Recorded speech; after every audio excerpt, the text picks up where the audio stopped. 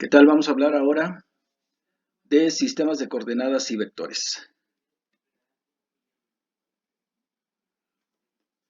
Un sistema de coordenadas cartesianas se define como dos ejes ortogonales, es decir, perpendiculares, en un sistema bidimensional y tres ejes ortogonales en un sistema tridimensional que se cortan en el origen cero. El primero que expresó la posición de un punto en el plano o en el espacio fue Descartes, por lo que se suele referir a ellas como coordenadas cartesianas. A mí en lo particular me gusta mencionarlas como coordenadas rectangulares. Un sistema de coordenadas es entonces un conjunto de valores y puntos que permiten definir la posición de cualquier punto en el plano cartesiano o en el espacio euclidiano. De tal manera que al lado izquierdo tenemos un punto en el plano y lo ubicamos a través de sus componentes rectangulares, su componente en X y su componente en Y. Del lado derecho tenemos en el espacio el punto A, al cual también podemos ubicar de acuerdo a sus coordenadas en el eje X, en el eje Y y en el eje Z.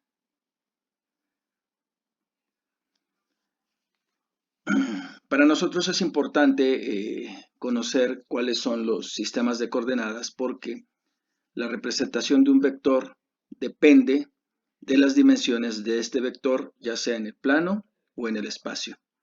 Hay que recordar que un vector se denota con una letra y con una flecha sobre ella, como A flecha, o con una letra negrita. En el caso particular de este curso vamos a utilizar la primera notación, una letra con una flecha encima de ella. El módulo o magnitud de un vector lo representamos de esta manera, como el valor absoluto de A vector, que es igual a la magnitud del vector A. Un vector puede tener una, dos o tres dimensiones. En el plano un vector tiene dos dimensiones, por lo tanto se puede descomponer en sus componentes rectangulares, tanto en el eje X como en el eje Y. Y analíticamente queda expresado como el vector A es igual a la componente del vector en el eje X más la componente del vector en el eje Y. Nótese que a pesar de que ahí dice suma, estas cantidades AX y AY en realidad no se suman, solamente están representando el valor que cada una de ellas tiene en el eje correspondiente. Un vector en el espacio, por consecuencia, pues tiene tres dimensiones. En este caso, el vector A es igual al valor que tiene en el eje X, el valor que tiene en el eje Y, más el valor que tiene en el eje Z. Nótese en este caso, y en el anterior, que van acompañados de unas letras con un sombrerito, vamos a llamarle así. La letra sombrerito indica que eso es un vector, pero que es un vector unitario. Un vector unitario es aquel cuya magnitud o módulo es igual a 1. Hay tres casos especiales y son estos. El vector unitario Y, que tiene dirección exclusivamente en X, el vector unitario J, que tiene dirección exclusivamente en Y el vector unitario K, que tiene dirección exclusivamente en Z. ¿Okay? Bien, de tal manera entonces que un vector lo podemos expresar en función de sus tres componentes. Aquí tenemos un ejemplo de un vector en el plano. Aparentemente solamente tiene componentes en X y en Y. Sin embargo, el eje Z está mirando hacia nosotros. Por estar en el plano XY, sabemos que no tiene valor en Z. De tal manera que este vector A se puede representar como vector A es igual a 3 en dirección de X más 2 en dirección de Y. O también como 3 en dirección de X más 2 en dirección de Y más 0 en dirección de Z. Es decir, no tiene componente Z.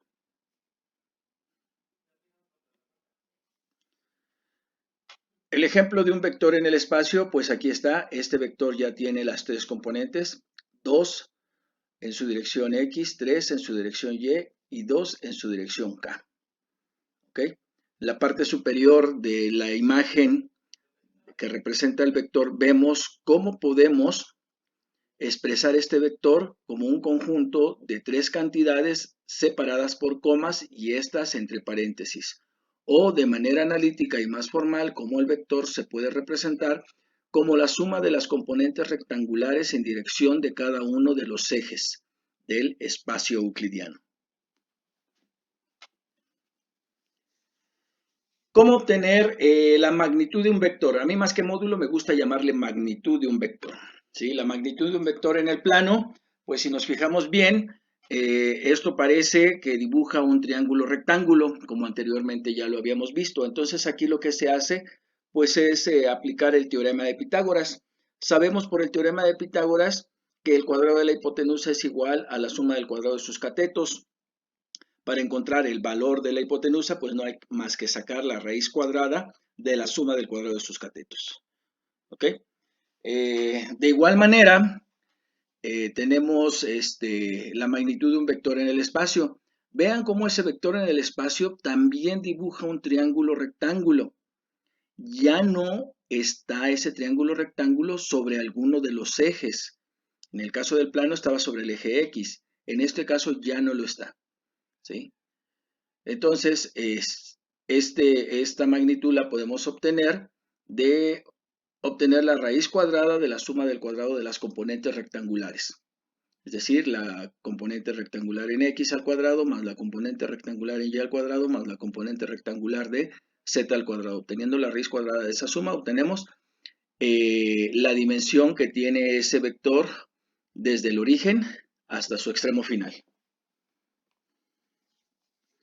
Bueno, aquí tenemos un ejemplo, tenemos el vector A como entre paréntesis 3,2 o el mismo vector A. Vean cómo se expresa por favor ese vector como 3 en Y más 2 en J o 3 en dirección de X más 2 en dirección de Y. ¿Ok? Obtenemos el valor absoluto o la magnitud de ese vector a partir de obtener la raíz cuadrada de la suma del cuadrado de sus catetos. Nos queda raíz de 13. Y obteniendo la raíz de 13, pues esta es igual a 3.6. Siguiente, módulo de un vector en el espacio. ¿Sí? Tenemos el vector 2,3,2, o mejor dicho, vector A es igual a 2 en dirección de X más 3 en dirección de Y más 2 en dirección de Z. La magnitud de este vector se obtiene a partir de sacar la raíz cuadrada de la suma del cuadrado de cada una de sus componentes rectangulares, 2 al cuadrado más 3 al cuadrado más 2 al cuadrado. Esto nos da 17, ¿está bien? 4, 8 más 9, sí, está bien. La raíz de 17 y la raíz de 17 es 4.123.